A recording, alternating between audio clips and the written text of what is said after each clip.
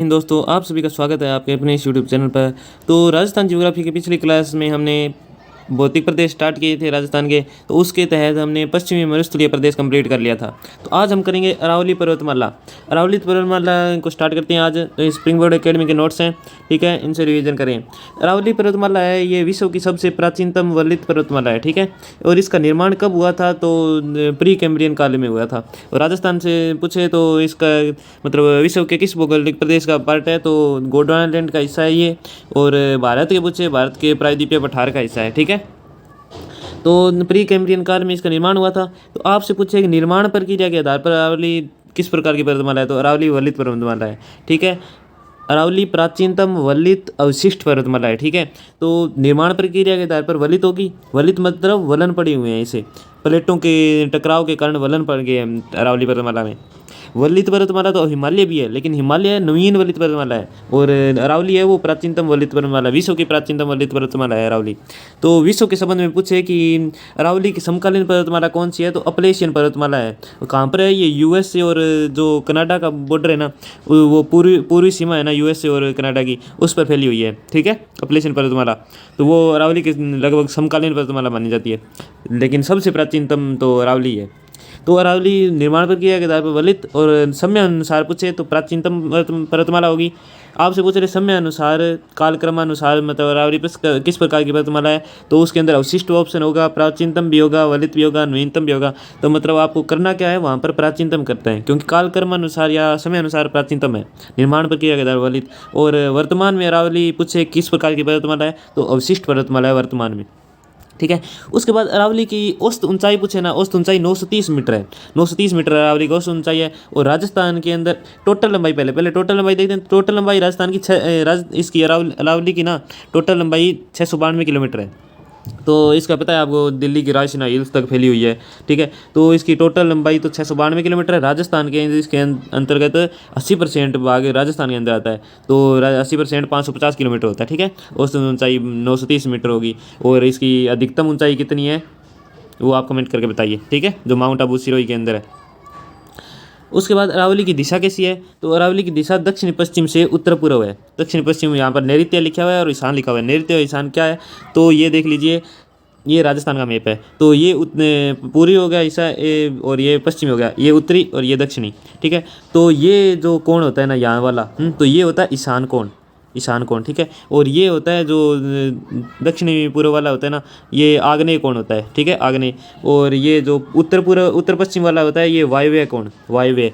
और ये जो होता है नैऋत्य कोण होता है, ठीक है, दक्षिणी पश्चिम वाला नैऋत्य कोण होता है। तो अरावली का विस्तार नैऋत्य से ईशान कोण की तरफ है, मतलब दक्षिण पश्चिम से उत्तर पूर्व की ओर है, ठीक है। अरावली का विस्तार या अरावली की दिशा पूछे तो, क्योंकि अरावली है ना नीचे, अरावली की आपको लेंथ चौड़ाई पूछे किस पार्ट में ज़्यादा है, तो अरावली की चौड़ाई दक्षिणी भाग है ना अरावली का, उसमें ज़्यादा है, और उत्तरी भाग है ना वहाँ पर कम है। वैसे तो सबसे कम चौड़ाई तो इसकी अजमेर वाले पार्ट में है। वैसे ज़िले के अंदर पूछे किस ज़िले के अंदर अरावली की सबसे कम चौड़ाई है, तो अजमेर के अंदर है, संकरा भाग है अरावली का वहाँ पर, ठीक है। और वहाँ पर अरावली की वैसे चौड़ाई घटती जाती है, सबसे ज़्यादा चौड़ाई दक्षिणी भाग के अंदर है। इसी का पार्ट अरावली का ही कुछ अवशेष माना जाता है, जो बाड़मेर के अंदर 56 की पहाड़ियाँ हैं ना, वो गोलाकार पहाड़ियाँ कहाँ हैं? तो बाड़मेर और जालोर के अंदर है। सर्वाधिक गोलाकार पहाड़ियाँ बाड़मेर के अंदर आती है, वो ही अरावली का ही पार्ट माना जाता है, ठीक है। उसके बाद आपको अरावली की दिशा बता दी। उसके बाद अरावली के अध्ययन के आधार पर अरावली को मुख्यतः तो 3 भागों में बांटा गया है। एक उत्तरी अरावली, एक मध्य अरावली या इसे अजमेर अरावली भी कहा जाता है, और उसके बाद दक्षिणी अरावली। और उत्तरी अरावली है ना, इसके अंतर्गत ही वो शेखावटी पहाड़ियाँ और पूर्वी पहाड़ियाँ का अंतर्गत, इसी के अंतर्गत आती है। यहाँ पर अरावली ना ऊपर जाकर 2 अलग अलग शाखाओं में बन जाती है, ठीक है। एक यहाँ से जो सांबर झील है ना, जयपुर और अजमेर के सीमा पर, उससे आगे ये 2 पार्ट में बन जाती है। इधर वाली तो शेखावटी पहाड़ियाँ हो जाती है और इधर वाली पूर्वी पहाड़ियाँ हो जाती है। ये वैसे आते तो उत्तरी अरावली के अंतर्गत ही है, ठीक है। उसके बाद उत्तरी अरावली है, इसके अंदर झुंझुनू से जयपुर के मध्य अरावली को उत्तरी अरावली कहा जाता है। इसकी सर्वोच्च चोटी रघुनाथगढ़ है, जो सीकर के अंदर है, 1055 इसकी ऊंचाई है। 1055 मीटर। इसको अब हम अरावली की जो ऊंची ऊंची पर्वत चोटी है ना, वो आगे स्प्रिंग बोर्ड अकेडमी में जो ट्रिक्स याद करवाई जाती है ना, वो आगे बताऊंगा मैं ट्रिक आगे, ठीक है। मध्य अरावली, उसके बाद मध्य अरावली अजमेर अरावली कहा जाता है। जयपुर राजमंद के मध्य में अरावली जो जो भाग है ना अरावली का, जयपुर राजमंद के मध्य, वो अरावली मध्य अरावली कहा जाता है। इसकी सर्वोच्च चोटी है टोडगढ़, जो अजमेर में के अंदर है। आपसे पूछे अजमेर की सर्वोच्च चोटी कौन सी है, या अजमेर अरावली की सर्वोच्च चोटी कौन सी है, या मध्य अरावली की सर्वोच्च चोटी कौन सी है, तो वो टोडगढ़ है, अजमेर के अंदर 934 मीटर है। 1055 रघुनाथगढ़ वाली है, सीकर के उत्तरी अरावली की सर्वोच्च चोटी है, ठीक है।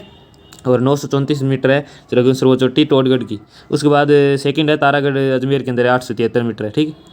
उसके बाद दक्षिण अरावली, दक्षिण अरावली है, यहाँ पर अरावली की सर्वाधिक ऊंचाई और सर्वाधिक चौड़ाई यहीं पर है, ठीक है। आपसे पूछा था मैंने सर्वाधिक अधिकतम ऊंचाई अरावली कहाँ पर है, तो गुरु शिखर सिरोही के अंदर है, ठीक है। वो 1722 मीटर है। तो आपसे कभी कभी आता है कि 1727 मीटर है। 1727 मीटर कैसे है, तो ये गुरु शिखर पर चोटी है ना, इस पर एक मंदिर बना हुआ है माता का, है, तो वो 5 मीटर का मंदिर है, तो वो शामिल किया जाता है कभी कभी।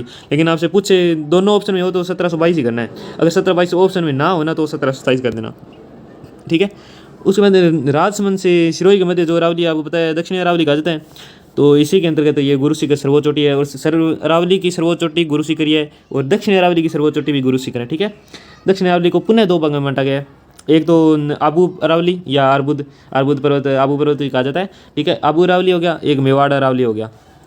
आबू अरावली है, इसका विस्तार सिरोही और पाली जिलों के अंतर्गत आ जाता है। इसकी सर्वोच्च चोटी आबू सिरोही के अंदर ये गुरु शिखर वाली आबू अरावली की। इसका और मेवाड़ अरावली है, ये इसका विस्तार है ना उदयपुर राजसमंद के अंदर है।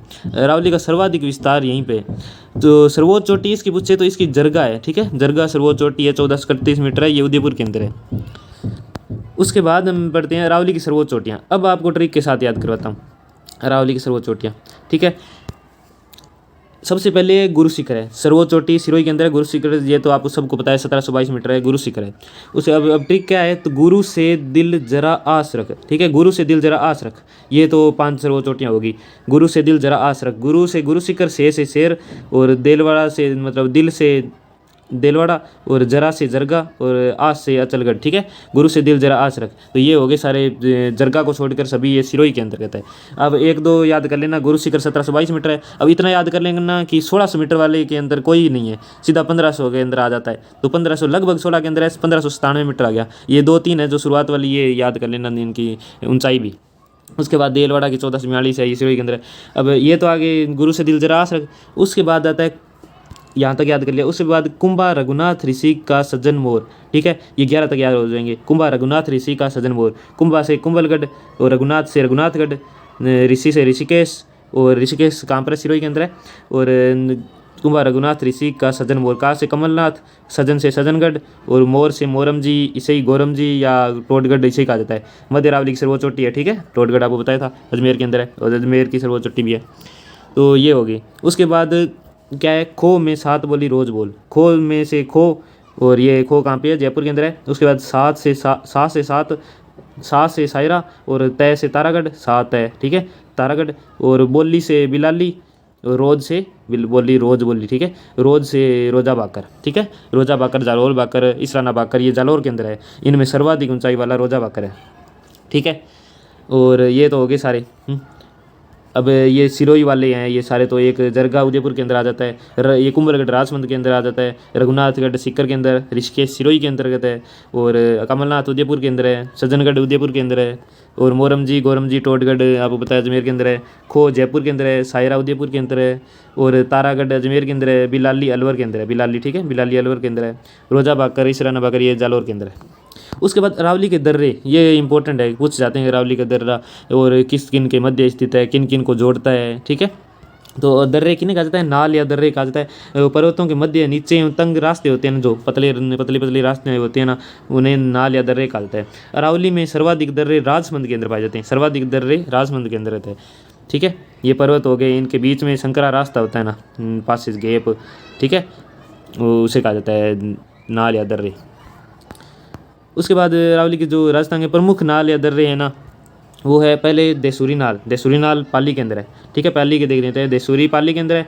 और उसके बाद बरनाल, बर इंपॉर्टेंट किस लिए, तो बरनाल ये भी पाली के अंदर है, जो पाली बरनाम स्थान है, पाली से अजमेर ब्यावर को जोड़ती है, ठीक है। पाली को अजमेर से जोड़ती है बर, ठीक है, यहाँ से पाली को अजमेर से जोड़ती है तो बरनाल है, ठीक है। उसके बाद परवारिया या सुरानाल, परवारिया एंड सुरानाल ये अजमेर के अंदर है, परवारिया और सुरानाल। और उसके बाद ये राजसमंद के अंदर बहुत आते हैं, सोमेश्वर नाल, हाथीगुड़ा की नाल, ठीक है। और कमली या खामली घाट, एक आता है हाथीगुड़ा और एक आता है हाथीनाल। हाथीनाल तो आता है उदयपुर के अंदर और हाथीगुड़ा राजसमंद के अंदर। सोमेश्वर नाल, हाथीगुड़ा नाल, कमली या खामली घाट और गोमती घाट हैं, ये राजसमंद के अंदर आते हैं। अब आती है एक पगलिया और झीलवा की नाल, पगलिया या झीलवा की नाल, ये मेवाड़ और मारवाड़ को, ये इंपॉर्टेंट है, मेवाड़ और मारवाड़ को जोड़ती है, ठीक है। मेवाड़ राजसमंद के अंदर और मारवाड़ पाली को, राजसमंद और पाली को जोड़ती है, या मेवाड़ या मारवाड़ को जोड़ती है, ठीक है। ये कौन सी है, पगलिया या झीलवा की नाल है, पगलिया या झीलवा दर्रा या नाल, ठीक है। और उदयपुर के अंदर बता दिया मैंने, एक हाथीर की नाल है, हाथी नाल, हाथीगुड़ा की राजसमंद के अंदर है। फुलवारी की नाल, केवड़ा की नाल, डेबर नाल, ये उदयपुर के अंदर है। डेबल, केवड़ा, फुलवारी, हाथी नाल, ये उदयपुर के अंदर है। उसके बाद अरावली के प्रमुख पठार है कुछ, ठीक है। और राजस्थान का सर्वाधिक ऊंचा पठार कौन सा है, तो उड़िया का पठार है, सर्वाधिक ऊंचाई वाला पठार, सर्वाधिक ऊंचा, तो ये उड़िया का पठार है, सिरोही के अंतर्गत है, सिरोही के अंदर। तो उड़िया पठार दक्षिण अरावली में सिरोही में स्थित है, ठीक है।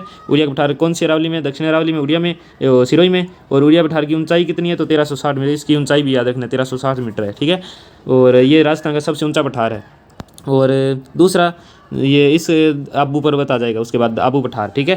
ये पर्वत है, यहीं पे एक पठार है आबू पठार। तो आबू पर्वत दक्षिण अरावली में सिरोही में स्थित है ये भी। और आबू पर्वत की जो ऊंचाई है 1200 मीटर है, 1200 मीटर, ठीक है।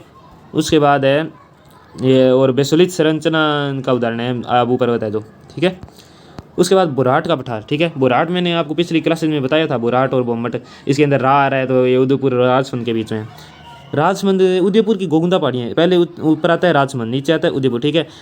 जो राजसमंद की कुंभलगढ़ है और उदयपुर की गोगुंदा पहाड़ी, इनके बीच में फैला हुआ है बुराट का पठार। बुराट के अंदर रा आ रहा है तो राजसमंद आएगा इसके बीच में, मतलब राजसमंद उदयपुर के बीच में। और बोमट आ रहा है ना, ये उदयपुर और डूंगरपुर बीच में, नीचे डूंगरपुर आ जाते हैं उदयपुर से, तो उदयपुर और डूंगर के बीच में बोमट का पठार है, ठीक है। तो बुराट का पठार उदयपुर बता दिया मैंने, गोगुंदा और राजसमंद कुंभलगढ़ के मध्य स्थित है। और बुराट इसकी ऊंचाई कितनी है, तो 1225 मीटर है, ठीक है। ये दूसरा सबसे ऊंचा ये हो गया, सबसे ऊंचा तो उड़िया का पठार, दूसरा बुराट का पठार है, ठीक है। उसके बाद बोमट, बोमट का पठार ये उदयपुर डूंगरपुर के बीच में स्थित है। इस क्षेत्र में मुख्यतः भील जनजाति अधिक पाई जाती है, बोमट, ठीक है, बोमट भील जनजाति। उसके बाद लसाड़िया का पठार, इससे पूछा जाता है, ठीक है। राजस्थान का कटा फटा पठार या उबड़ खाबड़ पठार कौन सा है, तो लसाड़िया का पठार है। लसाड़िया पठार दक्षिण अरावली में जयसमंद झील के पूर्व में स्थित है। कहाँ स्थित है ये पूछा जाता है, तो जयसमंद झील के पूर्व में स्थित है। जयसमंद झील कहाँ पे, उदयपुर के अंदर है, ठीक है। और ऐसा पूछ ले कि जयसमंद झील के किनारे पर कौन सा पठार फैला हुआ है, उबड़ खाबड़ पठार का नाम क्या है, तो लसाड़िया का पठार, ठीक है। लसाड़िया का पठार उबड़ खाबड़ विच्छेदित पठार है। उसके बाद कांकरवाड़ी या क्रास का पठार, कांकरवाड़ी का किला भी अलवर के अंदर है, तो कांकरवाड़ी या क्रास का पठार ये भी अलवर के अंदर है। अलवर सरीस का जो अभ्यारण्य है उसके पास में स्थित है। तो उसके बाद अरावली का महत्व, अरावली मरुस्थलीकरण को रोकती है, क्योंकि मरुस्थल का विस्तार उत्तर पूर्व में हो रहा है, तो इसलिए अरावली बीच में पर्वतमाला आ गई, तो वो विस्तार को रोक रही है, कम विस्तार हो रहा है मरुस्थलीकरण का, ये इसका महत्व अच्छा है। तो अरावली क्षेत्र में धातुई खनिज अधिक पाई जाती हैं, क्योंकि अरावली का निर्माण किन काल चट्टानों से हुआ है, धाराकर्म की चट्टानों से। अरावली ग्रेनाइट और संगमरमर ये चट्टानें भी पाई जाती है। क्वार्टजाइट, ग्रेनाइट, संगमरमर ये चट्टानें कहाँ पाई जाती है, तो अरावली के अंतर्गत आती है, ठीक है, ठीक है। उसके बाद धारवाड़ चट्टानें भी यहाँ पर पाई जाती है और सर्वाधिक खनिज अरावली के अंतर्गत पाए जाते हैं। अरावली को राजस्थान की जल विभाजक रेखा कहा जाता है, क्योंकि यह बंगाल की खाड़ी और अरब सागर के जल अपवाह तंत्र है ना, उनको अलग अलग करती है।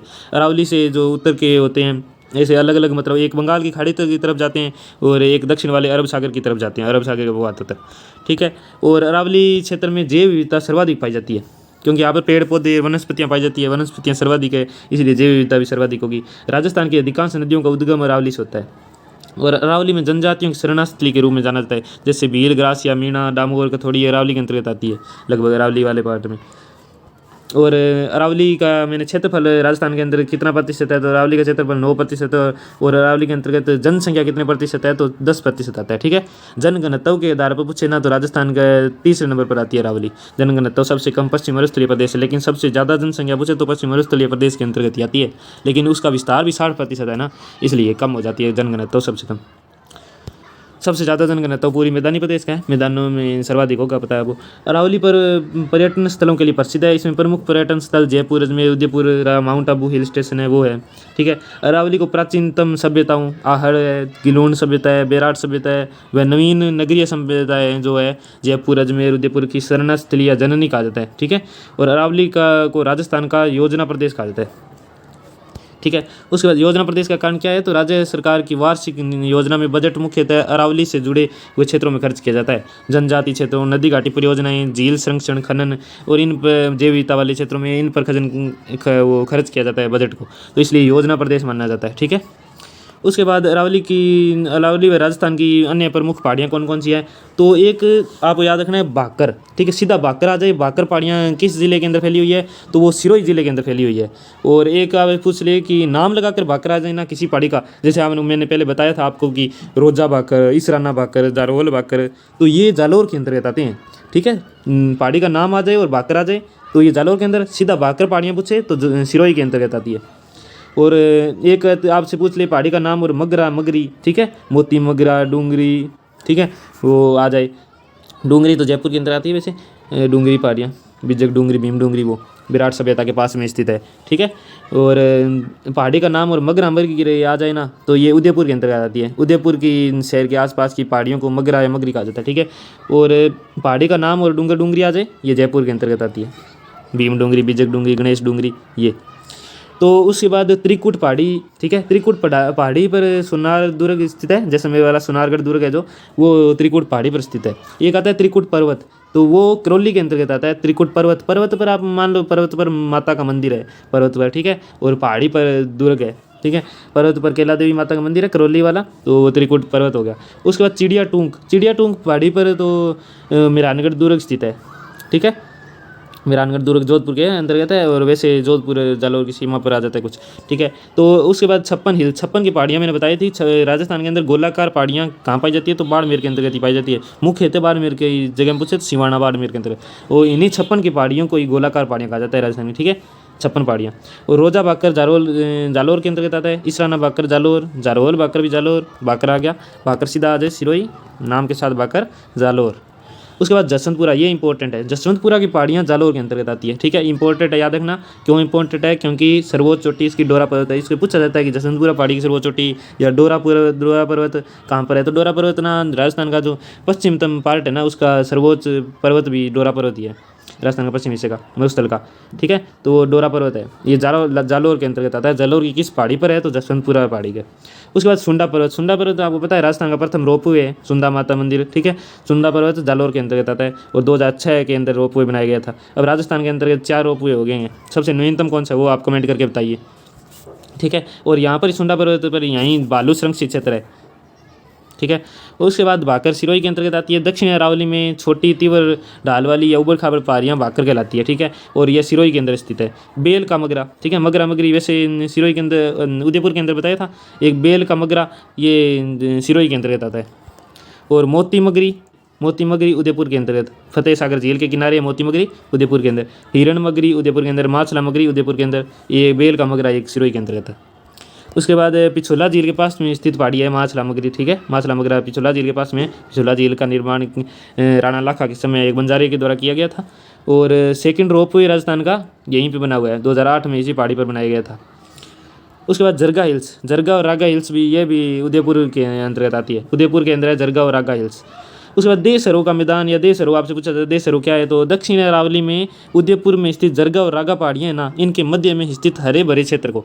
और जरगा और रागा हिल्स कहाँ पे है, तो उदयपुर में। और इन दोनों पहाड़ियों के मध्य में जो हरा भरा क्षेत्र है ना, उसको ही देसरो का मैदान या देसरो क्षेत्र कहा जाता है। ठीक है। और देसरो क्षेत्र किस जिले के अंदर आता है, तो उदयपुर के अंदर। अब गोगुंदा हिल्स, गोगुंदा आपको बताया था कि उदयपुर के अंदर है। गोगुंदा और राजसमंद के जो कुंभलगढ़ है, इसी के बीच में बुराट का पठार फैला हुआ है। तो उसके बाद बुराट का पठार की ऊंचाई कितनी है, 1225, और 1360 उसकी उड़िया के पठार की हो जाएगी सर्वाधिक ऊंचाई। सेकंड बुराट का आ जाएगा। ठीक है। और गोगुंदा बता दी उदयपुर के अंदर। और बिच्छा मेड़ा की पहाड़ियाँ, बिच्छा मेड़ा हिल्स, यहाँ पर उद्गम सोम नदी का उद्गम होता है यहीं से। और तो ये कहाँ पर है, उदयपुर के अंतर्गत आती है। सोम आई जाखम होती है, तो सोम नदी का उद्गम बिच्छा मेड़ा पहाड़ियों से होता है उदयपुर के अंदर। और रेल का मगरा, ठीक है, राजसमंद के अंदर है। बेल का मगरा सिरोही के अंदर है, रेल का मगरा राजसमंद के अंदर। रै से रेल, रै से राजसमंद। ठीक है। उसके बाद बिजराल हिल्स ये खारी नदी का उद्गम होता है यहाँ से, और ये राजमंद के अंतर्गत आती है। दिवेर राजमंद के अंदर आता है। दिवेर राजस्थान का जो मैराथन होता है, युद्ध होता है दिवेर का युद्ध, ठीक है, राजस्थान का मैराथन कहा जाता है उसे। और ये कोठारी नदी का उद्गम होता है दिवेर हिल्स से, ये राजमंद के अंदर। और खमनौर हिल्स भी राजमंद के अंदर अंतर्गत है, आती है। तो हल्दी घाटी को खमनौर का युद्ध किसने कहा था, आप कमेंट करके बताइए अब, ठीक है। तो इसका उद्गम बनास नदी, यहाँ से बनास नदी का उद्गम होता है खमनौर हिल से। नाग पहाड़ी अजमेर के अंतर्गत आती है। और आपसे पूछे सर्पिलाकार पहाड़ियाँ मध्य अरावली के अंतर्गत पाई जाती है, ठीक है। आपसे पूछे सर्पिलाकार पहाड़ियाँ ऐसे सर्प के समान, मतलब आकृति ऐसी बनी हुई है पहाड़ियों की यहाँ पर ज़्यादा, ठीक है। तो ये किस जिले के अंतर्गत है, तो अजमेर के अंदर है। यहाँ से लूनी नदी का उद्गम होता है, नाग पहाड़ी से होता है, ठीक है। नाग पहाड़ी ये सर्पिलाकार पहाड़ियाँ अजमेर के अंदर। मोती डूंगरी, जालाना डूंगरी, महादेव डूंगरी, गणेश डूंगरी, ये भीम डूंगरी, बीजक डूंगरी, ये सभी जयपुर के अंतर्गत आती है, ठीक है। आपको बताया था कि डूंगरी के आगे नाम लगा हुआ है, डूंगरी आ जाए तो ये सभी मोती डूंगरी, जालाना, भी महादेव, गणेश, भीम, बीजक डूंगरी, ये जयपुर के अंतर्गत आती है। उसके बाद है महादेव, गणेश, भीम, बीजक डूंगरी से विराट सभ्यता के अवशेष मिले, ठीक है। मैंने बताया था आपको थोड़ा पहले, महादेव, गणेश, भीम, बीजक डूंगरी है ना, ये जयपुर के अंतर्गत है। और यहीं से विराट सभ्यता का अवशेष मिला है। विराट पहाड़ी ये जयपुर के अंतर्गत है। यहाँ से बाणगंगा नदी का उद्गम होता है, वैसे विराट, वैसे बाणगंगा नदी, ठीक है। और सेवर की पहाड़ियाँ कहाँ पर है, तो सेवर की पहाड़ियाँ ये जयपुर के अंतर्गत आती है। और यहाँ से सह से सेवर, सह से साबी नदी, वैसे विराट, वैसे बाणगंगा नदी उद्गम होता है। मनोहरपुरा की पहाड़ियाँ, मैं से मनोहरपुरा की पहाड़ियाँ, मैं से मेंथा या मेंढा नदी, तो यहाँ से मेंथा या मेंढा नदी का उद्गम होता है, ये भी जयपुर के अंतर्गत है। चील का टीला या ईगल हिल्स, जैग, आप पिछले पता नहीं कौन से एग्जाम में आया था कि जैग किस दुर्ग को चील का टीला के नाम से जाना जाता है, ठीक है। तो ये जयगढ़ दुर्ग को जाना जाता है इस नाम से, ईगल हिल्स, ये भी जयपुर के अंतर्गत है। और बरवाड़ा की पहाड़ियाँ, बरवाड़ा पहाड़ी तो कहाँ पर है, तो जयपुर के अंतर्गत है। और नाम के साथ बरवाड़ा आते हैं, चौथ का बरवाड़ा, तो वो सवाई माधोपुर के अंदर है। सीधा बरवाड़ा पूछे जयपुर के अंतर्गत। उसके बाद यहाँ पर चौथ का बरवाड़ा, यहाँ पर चौथ माता का मंदिर बना हुआ है। और शीशा जस्ता का भंडार भी यहाँ पर है सवाई माधोपुर में। और बाबाई की पहाड़ियाँ, एक बब्बाई है, एक बाबाई। बाबाई की पहाड़ियाँ है ना, बाबा तो जयपुर के अंतर्गत है, राजस्थान की राजधानी के जयपुर में बैठे हुए हैं बाबा तो। और एक बब्बाई पहाड़ियाँ, बब्बाई झुंझुनू के अंतर्गत आती है। बब्बाई ज़्यादा एग्जाम के अंदर पूछा जाता है, बब्बाई की पहाड़ियाँ झुंझुनू के अंदर। उसके बाद मालखेत की पहाड़ियाँ, ये सीकर के अंतर्गत है। और हर्ष पहाड़ी ये सीकर के अंतर्गत है। और हर्षनाथ पर्वत पूछे, हर्षनाथ तो वो अलवर के अंतर्गत आ जाते हैं। नाथ लगा हुआ आ जाए वो अलवर में, और हर्ष पहाड़ी आ जाए तो वो सीकर के अंदर है, ठीक है।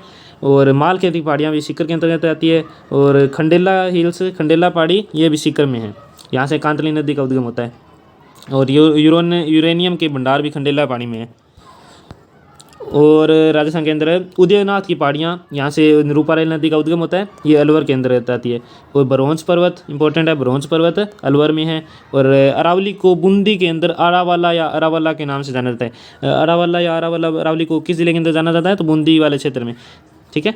और बिजासन की पहाड़ियाँ, ये भीलवाड़ा के अंतर्गत आती है। बिजासन की पहाड़ियाँ भीलवाड़ा में, वैसे बिजासन बै का बै कर दो भीलवाड़ा, ठीक है। आपको बता दिया गोलाकार पहाड़ियाँ बाड़मेर के अंदर आती है, 56 की पहाड़ियाँ, ठीक है। और आपसे पूछ ले कि घोड़े की नाल के समान आकृति वाली पहाड़ियाँ कहाँ पर है, तो ये रामगढ़ 12 वाली पहाड़ियाँ ना, वो घोड़े की नाल के समान की पहाड़ियाँ, ठीक है। तो और तस्तरीनुमा या गिरवा हिल्स कहाँ पर पाई जाती है, तो ये यहाँ पर तीव्र ढाल वाली पहाड़ियाँ ना, ये, ठीक है, ये आ जाती है गिरवा की पहाड़ियाँ उदयपुर के अंदर, उदयपुर सिटी के चारों ओर फैली हुई है ये।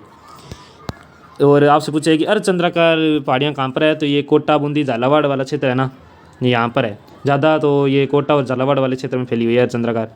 और उससे भी बूंदी के अंदर भी कुछ फैली हुई है इसलिए। और सर्पिलाकार आपको बता दिया अजमेर के अंदर है। सर्पिलाकार नाग पर्वत है, नाग के समान कर लो, सर्प नाग, ठीक है। तो ये अजमेर में आती है।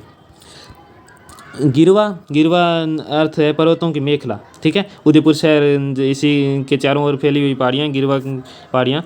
तो अरावली का अन्य महत्वपूर्ण तथ्य है, अरावली की भूआकृतिक संरचना का अध्ययन किन के द्वारा किया गया, तो एम हेरोन के द्वारा किया गया अरावली की भूआकृतिक संरचना का। एम हेरोन ने अरावली को निर्माण है ना देहली महासमूह के से हुआ है। देहली क्रम की चट्टानों से अरावली का निर्माण हुआ था, इन्होंने बताया था, ठीक है।